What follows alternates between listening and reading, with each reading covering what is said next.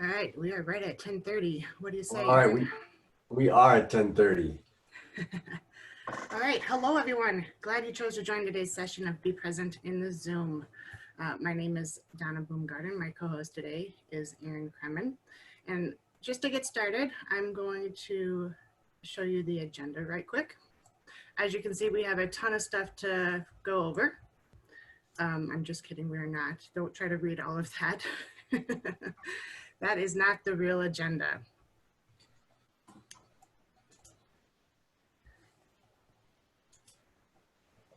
Thank you, everybody, for being here. Thanks for joining the conference. Thank you for being at SWEDA. We're looking forward to this. I'm sure some of you have seen forms of an agenda like that in the last 6 months or even before all that. Obviously, it's exaggerated, but it offers some highlights as an example. As we shift from full-time work in an office to full-time and remote, many of these things are new, and as they're new, we tend to take shortcuts. We forget the small things in order to accomplish the big things. And today we want to talk about those small things, and we'll focus on the small things that will make it seem like you have everything under control, even if that's not actually possible. When you're with us today, please use the session Q&A to ask questions. You can also use the chat to input any answers or input that you have, because we will be asking you some questions. Thank you again. So here's our actual agenda. We'll do some quick introductions, go into what Aaron and I want to share with you today, and then we'll wrap up with that Q&A session.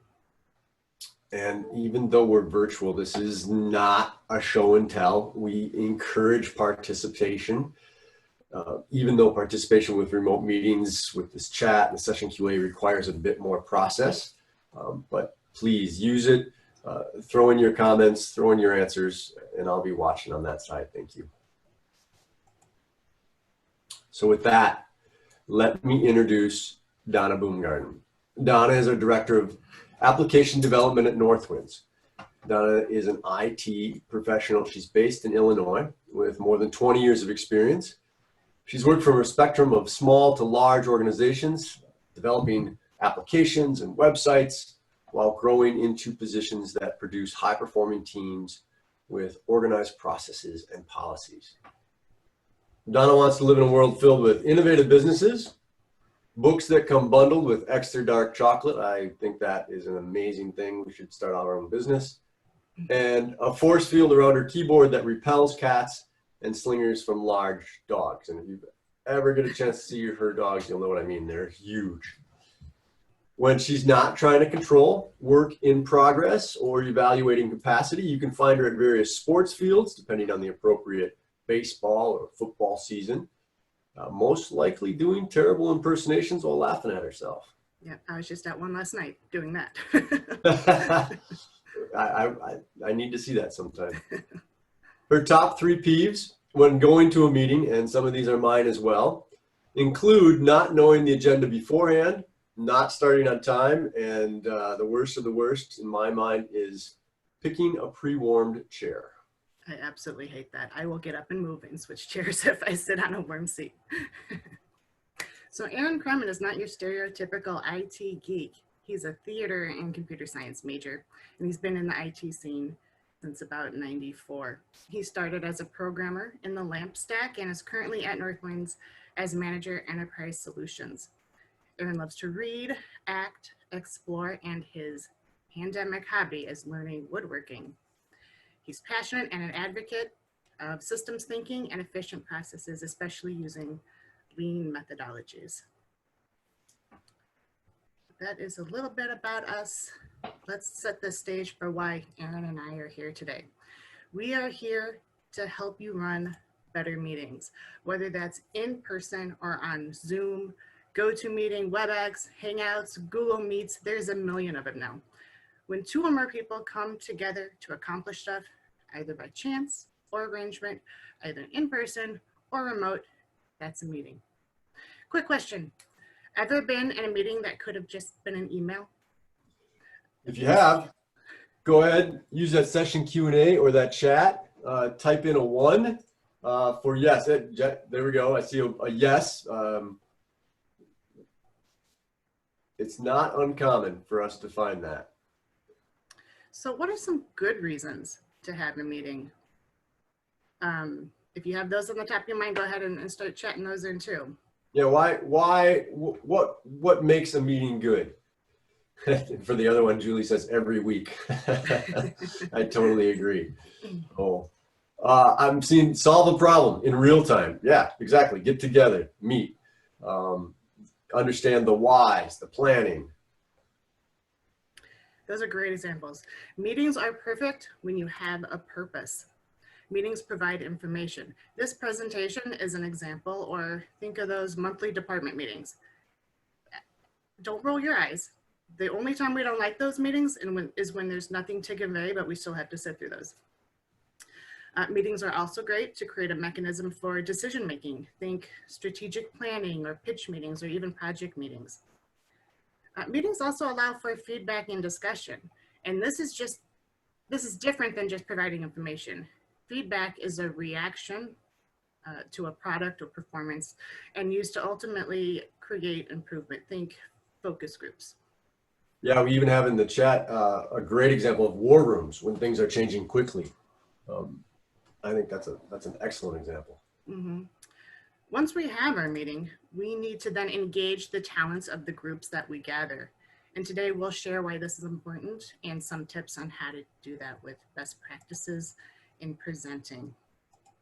How to use body language to convey emotion and encourage participation, and how to ensure technology works with you rather than against you. Our landscape for meetings has changed, right? Look at today, we're virtual instead of in person. We can't read everyone's body language to see if we have your attention or if we're losing you and then adjust as necessary. We have to hold your attention right from the start and then keep it. So look for this tips icon on the slides. Remember them because in our Q&A session, we'll have a little discussion and find out which ones are your favorite. So that's why Aaron and I are here. Why are you all here? What are you hoping to take away with you today? If you can chat those in, we'll try to hit those topics along the way. Yeah, so I'll pause for just a moment. Go ahead. Why are you here today? If you're out in the chat, just give us a few words of why you're attending this. I'm going to take some notes. We'll try to incorporate them as we go forward. All right. What is a single word that describes meetings for you? I'm going to, again, ask you to chat those in. I know we're making you work a lot here at the beginning, but we want to make sure our presentation is relative to you. What would those be? What do you think? Yep, I see the number one, the big one right there, boring. We could add tedious, frustrating, but also productive or informative if we're thinking about meetings that we want to be at. Yeah, meetings aren't all bad. If we did a word cloud, your answers might look something like this. So the negative words in there usually center around meetings where someone can't find the information that they need. So they bring folks together who they think can answer their question. So Donna, this is the type of meetings that happen when someone doesn't know if there's a report out there that can help. They don't know who to ask, so they just blanket invite folks to a meeting to figure out. Right, and is that really worth the meeting? No, that's an opportunity to improve the information sharing process, right? And until that improvement happens, those types of meetings are going to continue. Now, the positive words usually center around meetings where someone somewhere wants to talk it through. They want to explain what they've done, so share information. They want to talk about what they want to do or why their idea is the best, so creating a mechanism for decision making or feedback. When that someone is you need a plan. And now that we're virtual, planning is more important than ever. This plan here is from the movie Home Alone, and yeah, it's a child drawing, But this plan shows how little Kevin will control the situation. Your plan should control the information, the flow, the timing, and the participation of your meeting. You want to start with a bang, hold their interest, and then drive the point home. And one of the best ways to hold someone's interest is with a story. That's because life is story. So make everyone part of the story. We are interested in story.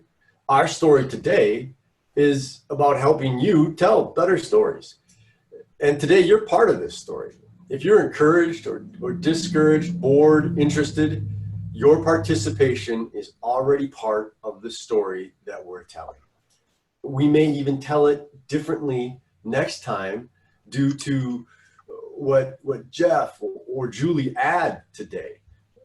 And as a note, it's okay to make up a story as long as it's relevant to your topic, to what you're trying to solve, and holds everyone's interest. Yep, when you plan, you can provide an agenda, any pre-read materials, any tasks required before your meeting, the end goal of the meeting, if a decision is required, or what will be done with the feedback received. When you plan, you can take control of the pace of the information you're sharing, the appropriate time to share that information, and when to pause for engagement, dramatic effect, or just a breather. When you plan, you can practice. Do a dress rehearsal. Appearance is important. When we were going to the office, we dressed appropriately. And even though you're not in person, on camera, you still want to look professional. Your background is important too. Is it appropriate? Is the lighting good? These are all areas that we'll dig a little deeper into on the coming slides.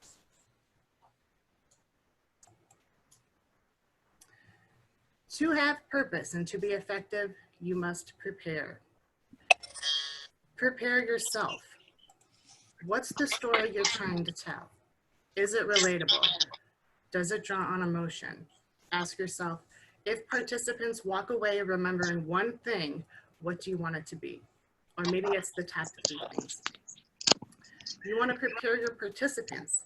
If there's a pre-read or tasks to complete before the meeting, incorporate reminders for them to do that before your meeting. There's a little background noise. So if you've joined and you're not on mute, please go to mute. Thank you. To prepare people for your meeting, you need them to be in that headspace, that context of the meeting. And so you want to provide them your storyline, which is best provided in the form of an agenda. Agendas control the information you are sharing as well as its flow. Your agenda lets people know what's going to happen, but in bite sizes. It gives the reason for this meeting and why it's not just an email. If possible, it also shows how much time will be spent on a topic and that there'll be Q&A time at the end.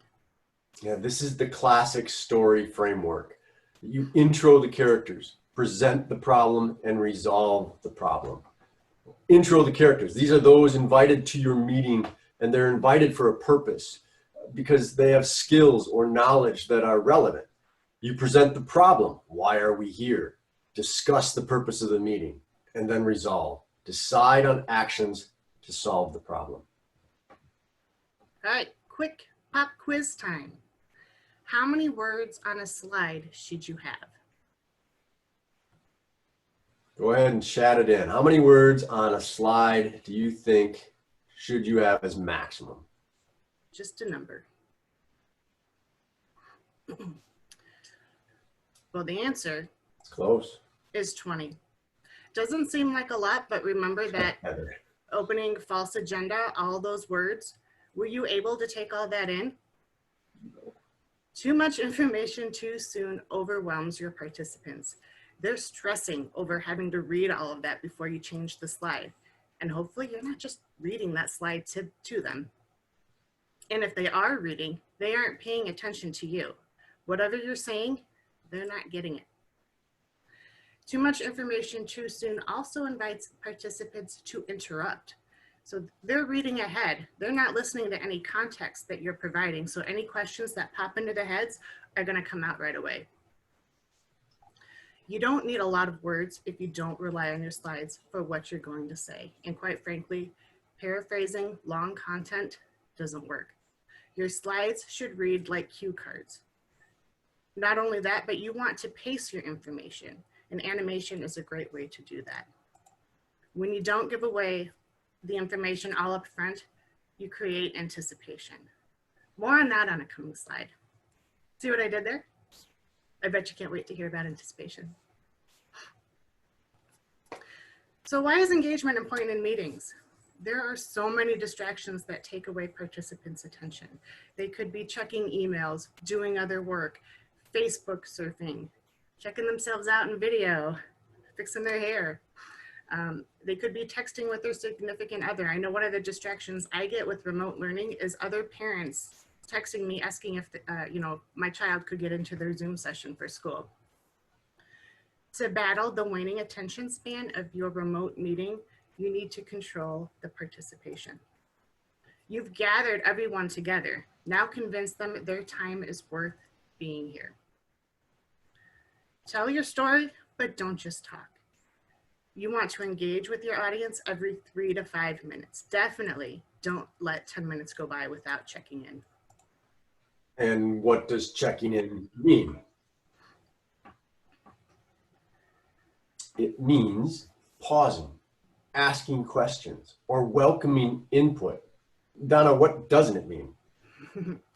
It doesn't mean meaningful conversations where you talk about your feelings while envisioning yourself walking on the beach with this person. It also doesn't mean putting someone on the hot seat. Hey, Carol, the next slide is all about budget forecasting, something I know you're interested in. I've gotten Carol's attention. Hi, Carol. But she doesn't have to do anything. Print the participant list. Pepper in names throughout your talk. Take notes on it. Identify the folks who do participate. They could be your champions to go to in the future. Hearing their name will bring people back if they've drifted off. Because when you mention someone's name, you automatically pique their interest. You also perk up the other participants. If I mention Casey's name or Michelle's name, there's a possibility that they will now be included and listen more closely. And when you ask if there's any questions, count to 10. And if no one answers, re-ask around 6. I use my fingers to count, off camera, of course, but you need to be comfortable in the silence as you wait for a response. Don't give in. Another good check-in is to remind people where we're at. We're now on page 4, moving on to slide 9. Looking at the graph, or if there's more than one, we're looking at the second bar graph here. This is actually one of my favorite things is when organizers of meetings send that out, because I can get not only distracted by what was just presented and stay on that, but I can be thinking about where we are, where we should be, and this focuses me back in. Now, what should you do if you get someone who over-engages? Well, this is where your agenda can help the timing of appropriate engagement. If someone goes off course, address it and then steer things back. Those are great points, Heather. Can I follow up with you after the meeting to get more info? We only have 3 minutes left on this topic before we move on. Great, we were explaining the ways in which communication during UAT isn't working. Another thing that we can encounter is, I'm sure what some of you are familiar with, is the hippo scenario, the highest paid person's opinion. There is a tendency in some organizations for people to just follow the opinion or the decision of the most senior person in the room. In most cases, this person will have significant experience, and thus their opinion does carry a lot of weight. But problem solving, the reason why you're here, requires discussion. And a meeting to listen to one person problem solve and then follow that plan doesn't necessarily have to be a meeting. There are other forms of communication, maybe an email, that may be more appropriate in that situation. All right, time to recap. To run better meetings, you need to define your purpose. Ask yourself, if participants walk away remembering one thing, what do you want it to be? Plan and prepare. Provide your storyline in the form of an agenda.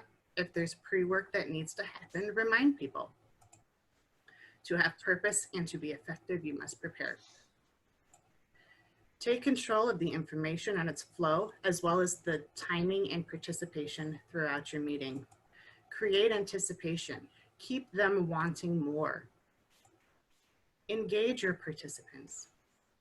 Tell your story, but don't just talk. Make it relatable and draw on emotions. Be interactive. Check in often. Remind people where you're at throughout. Ask questions and then be comfortable in the silence, waiting for a response. Use names, but don't put them in the hot seat. Hearing their name will bring people back if they've drifted off. When you're sitting in a conference room discussing something face-to-face, that allows you to not only hear what's being spoken, but it gives you access to clues hidden in the speaker's tone of voice. You get to read a person's reaction to what you're saying by observing body language and facial muscles. And if you're really good at it, you can also use that observation to assess what they actually think about what they are saying themselves. Yeah, this is, just as a note, this is a great skill for the poker table too, for any of you who are card players. So the chart I have up right now breaks apart communication into 3 sections of importance. Spoken, these are the words we're saying. Tone, the inflection of your voice. And body language, the actions that accompany what's being said. Which one do you think is most important?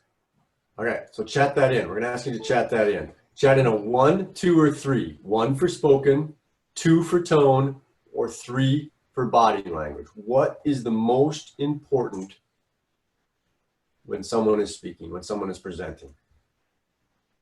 What do you think it would be? So the most important thing is body language. Yeah, people got it. Followed by tone, and then not even breaking into double digits, spoken. Does that surprise anybody? I'm looking at the chat. No, it's spot on. That's the world we lived in 6 months ago. And guess what? It's still the world we live in. Just because we're remote doesn't mean body language and tone are any less important. This chart was developed by Albert Mehrabian, and it shows the importance of the nonverbal portion of communication. Body language, 55%, all visual. Tone, 38%, all sound. Quick math, that's 93% of what you're not saying, but rather how you're saying it. So body language, cut to the chase here. Be overly animated. It's virtually impossible to go over the top. All right, bad pun, but it's true. Anyone who knows me and hangs out with me can attest I'm not this talkative and animated in normal life. I save it all for presentations. If I did all of this at a dinner party, people would start leaving the room. But it's important in meetings and presentation. I'm hoping all of you think I'm confident and I'm a pleasant person to deal with. And here's some tricks to help you too. You want to keep your movements relaxed by using low, open arm gestures, showing the palms of your hands. This is the ultimate, see, I have nothing to hide gesture. But practice it. You want it to look natural. You don't want it to look like this. You want it to look like this, right? Look at him. He has them literally eating out of the palms of his hands. He's using his gestures as silent signals of credibility and candor. And look what else he's doing. He's smiling. Humans produce about 50 distinct types of smiles, but there's really one distinction that matters. Is the smile real or fake? Take a look at these people.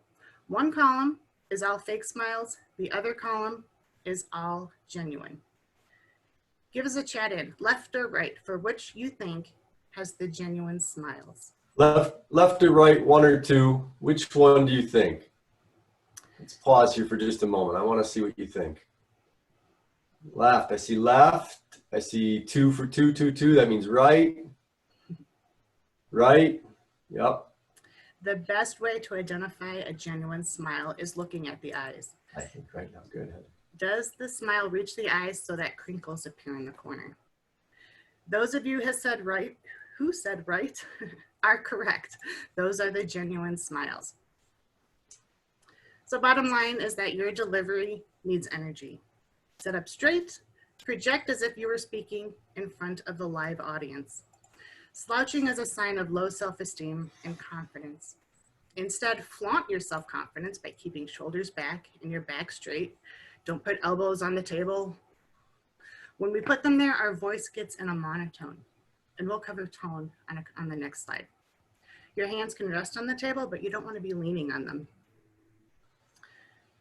In virtual meetings, even if gestures can't be seen on the screen, they're still being heard in your voice. We speak with more energy when we use gestures. Now, when those gestures are on screen, you don't want them to cross your face or come above your shoulders because that's just distracting. Visual gestures are also good for emphasizing important information or even to signal a pause. In a phone conference, a gesture to the phone lets those in the room with you know that you're talking to someone who's not in the room. Now, the person not in the room can't see that, so say their name too, but you get the point. It's also recommended to stand during a virtual presentation, just like you would in front of a live audience. When you stand, your body is more energized. It makes you look more confident. You're better able to keep a straight posture with your shoulders back. If you have several things to focus on, like a PDF, a presentation, the video itself, standing allows you to rotate your body more easily compared to sitting. And I'll confess, I'm not standing, but I am on a stool, so I have a little bit more mobility here. And I know it's hard on video calls, but in conference room or conference calls, if you can, walk around while you talk. If you notice that your audience's concentration is starting to slip, this is where you can lean. Lean in slightly while you speak. This suggests that you're taking them into your confidence. You're going to tell them a secret, and that'll help you regain their attention. When you speak on video, look at the camera. That's that little white dot up there. It's a little intimidating at first because you're not speaking to someone's eyes, but the folks on the other side watching you will feel like you're talking directly to them because you appear to be making eye contact.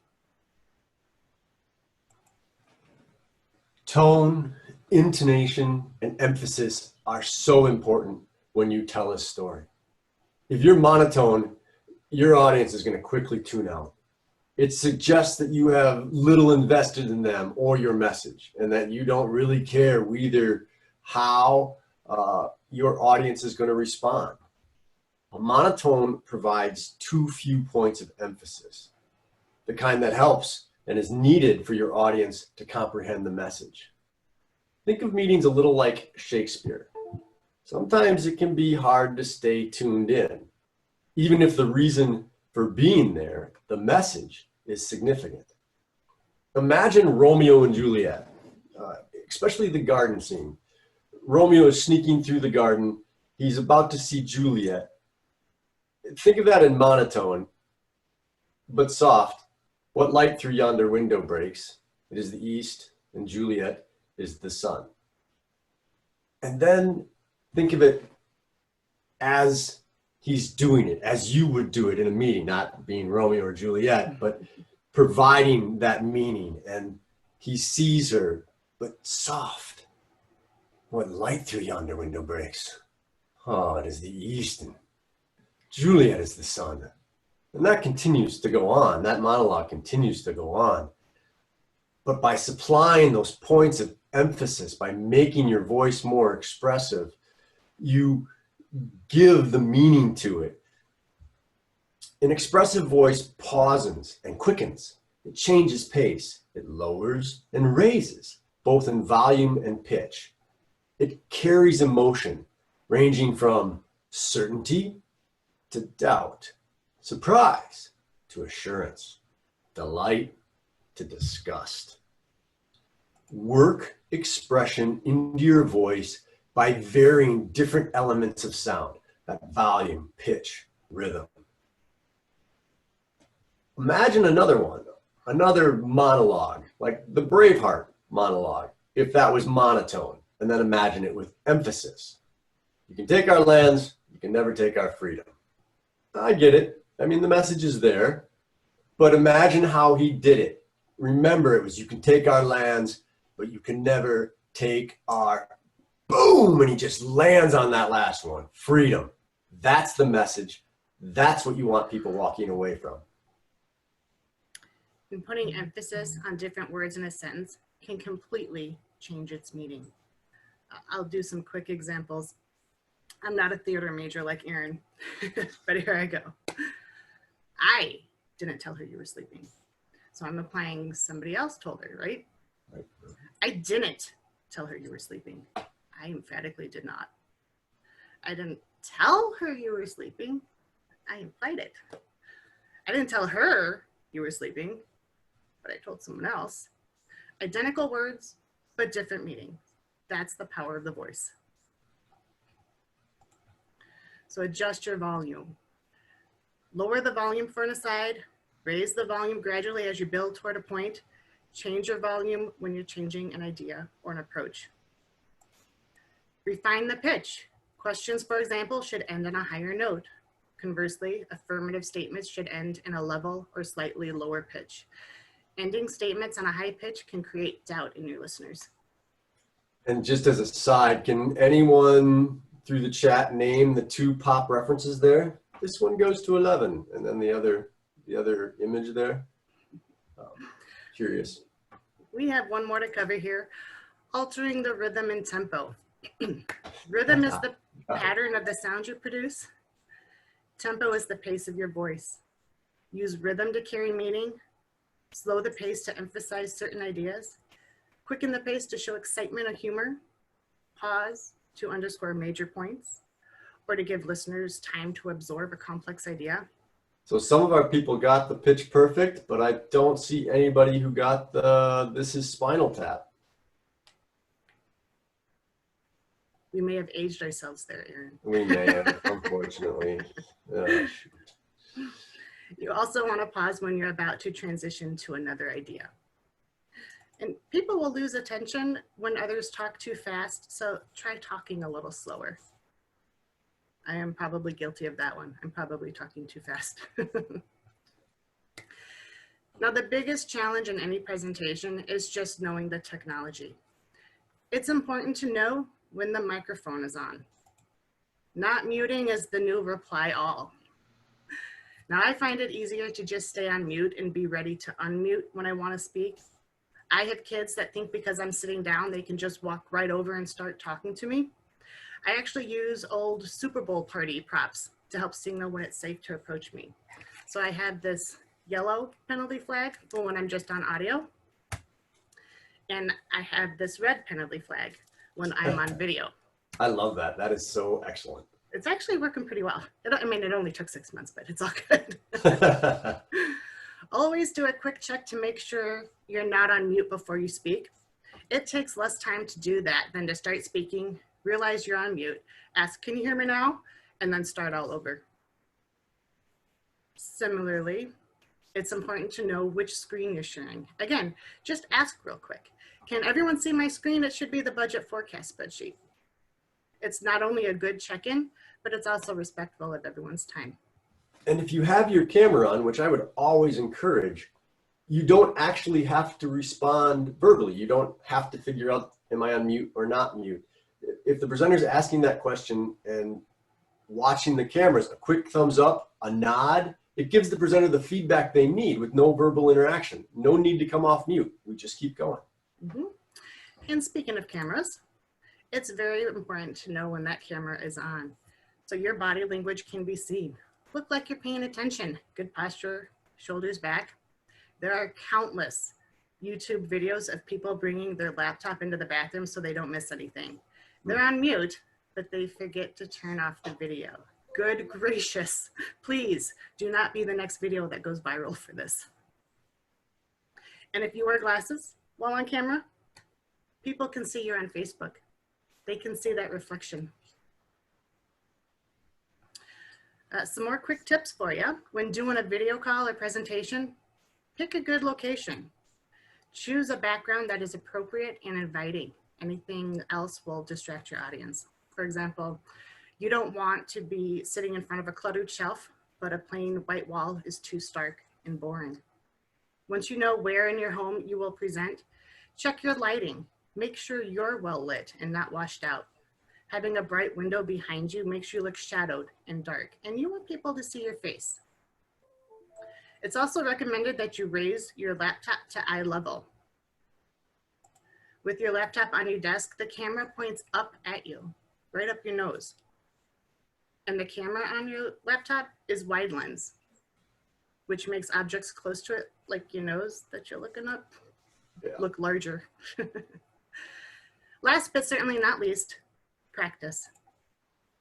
Know the presentation so you don't have to read the slides. Know when to use body language and tone appropriately. If you can record yourself and listen back, it's a great way to experience what others are going to experience. I actually do this when I rehearse for a show. I record myself audio-wise and listen over and over.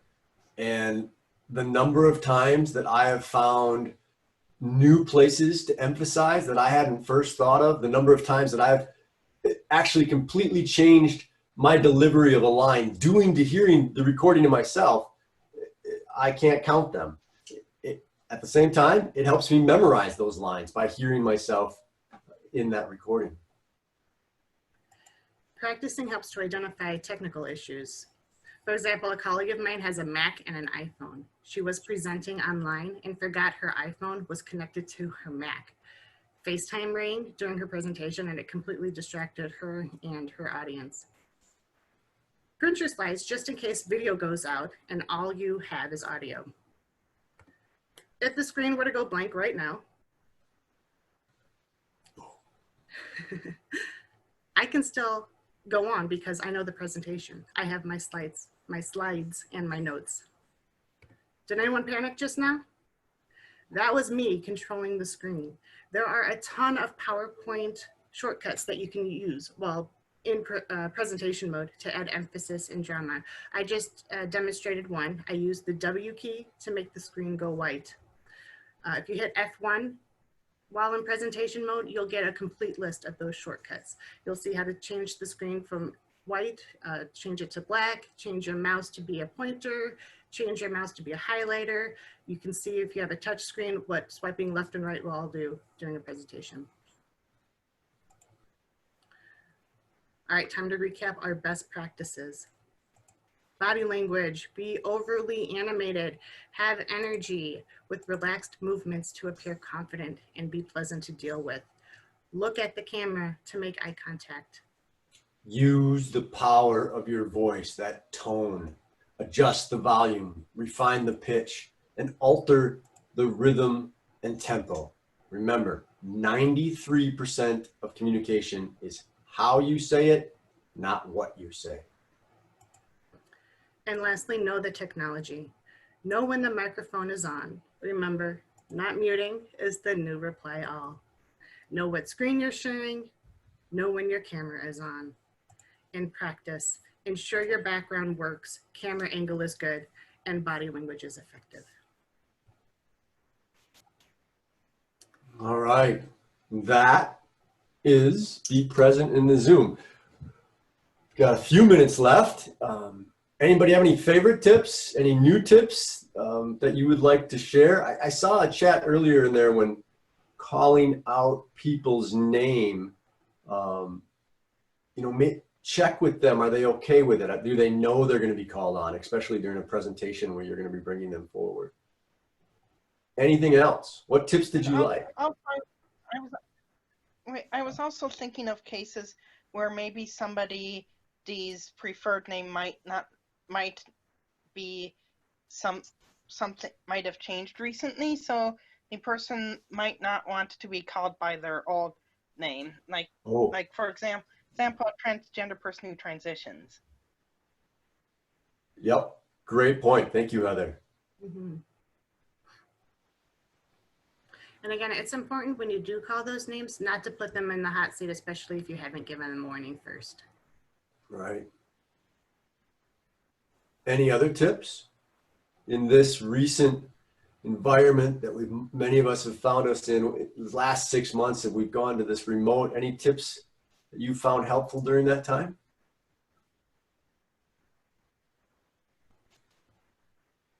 You know, you talked about tone of voice, but how important is entertaining the audience? You know, to me, some sort of entertainment is related to engagement. Any thoughts on that?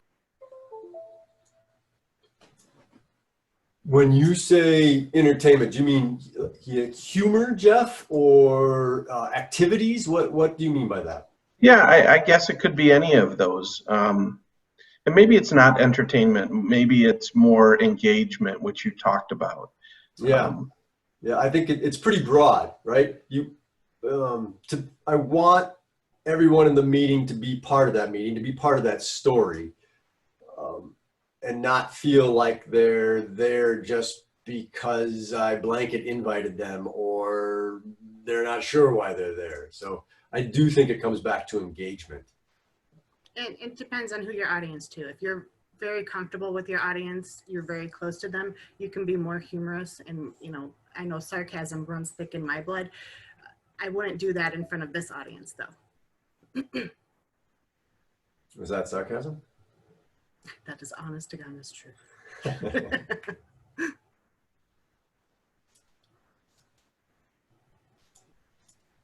Well, thank you, everybody. The next slide has our contact info. If you wish to reach out to us, talk further about it, always very interested in it. Or to connect in any other capacity too. Yeah, yeah. Find us on LinkedIn. Thank you. Thank you for being part of this SWIDA conference, this 4th year, doing it virtually this year. Thank you. And thank you for attending this. I really appreciate it. Yes, thanks everybody. Appreciate your time. Have a great day.